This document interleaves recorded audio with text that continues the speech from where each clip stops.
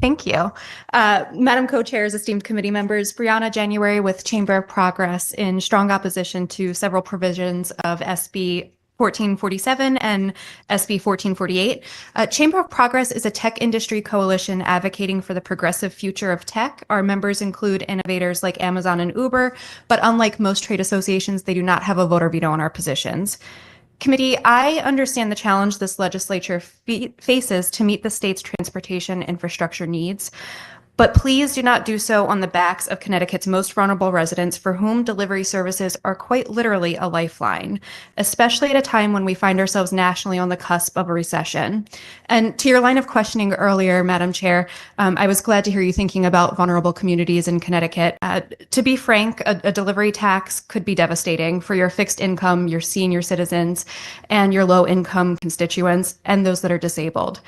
Residents in food deserts, regardless of income, rely on delivery services for fresh food. Single parents rely on delivery services to get dinner on the table.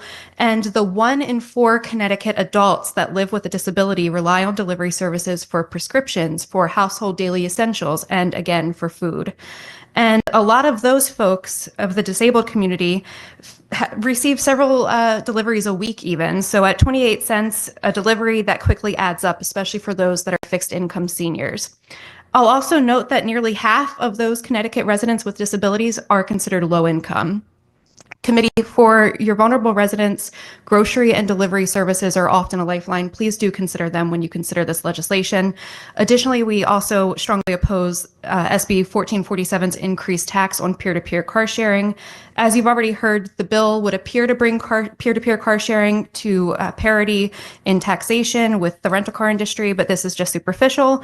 The peer-to-peer industry, car sharing industry, just like you and your constituents, they do pay tax at the point of sale, unlike rental car companies. And just to respond to Enterprise's remarks earlier, in which they stated that eventually if a rental car goes to sale privately, that would still fall under the state sales tax. That's true, but that would be the private buyer. Again, Enterprise would still not pay any sales tax for the state, and that's estimated to mean that you are missing around $89 million annually in that sales tax.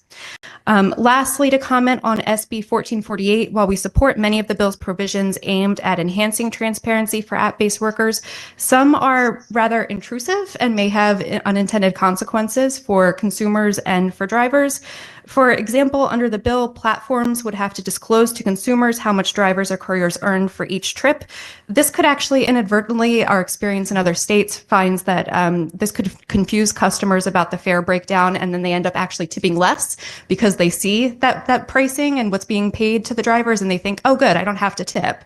Additionally, the bill's requirement that drivers receive information about the value and details of customers' orders simply does not increase transparency, but could violate privacy and could undermine trust. I, for one, do not need my Friday night after a tough week DoorDash delivery driver to know exactly what I'm ordering and for how much. That's just unnecessary information. That said, we'd be happy to work with the committee and all of the relevant stakeholders to get this balance right. Thank you so much, Brianna. I really appreciate your testimony and for your patience. I know you've been sitting here all day. I don't see any comments or questions, but we will be sure to reach out as we go through the legislative process. Thank you. And just a quick point of personal privilege. I heard the committee several times today reference Maryland's policies and laws around several different issue areas. I am a Maryland girl, born and bred, and my background is Maryland policy and legislative work. So if I can help connect the committee to the proper legislative leadership or staff that have worked on those policy areas, I'd be happy to do so. Really appreciate that. Thanks. Thank you so much.